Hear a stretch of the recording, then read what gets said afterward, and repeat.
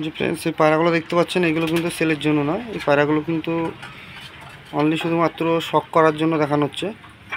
দেখুন এখানে কিছু পায়রা আছে। পায়রাগুলো যদি আপনাদের ভালো লাগে অবশ্যই লাইক কমেন্ট করবেন, আমার চ্যানেলটা সাপোর্ট করবেন নতুন নতুন ভিডিও দেখার জন্য। দেখুন এখানে কিছু নাত্তা পায়রা আছে, কিছু কালদম আছে, টেডি আছে এবং গোল্ডেন পায়রা আছে। এইগুলো কিন্তু আমি দেখাচ্ছি শুধুমাত্র শখ করার জন্য, এগুলো কিন্তু অবশ্যই সেলের জন্য না।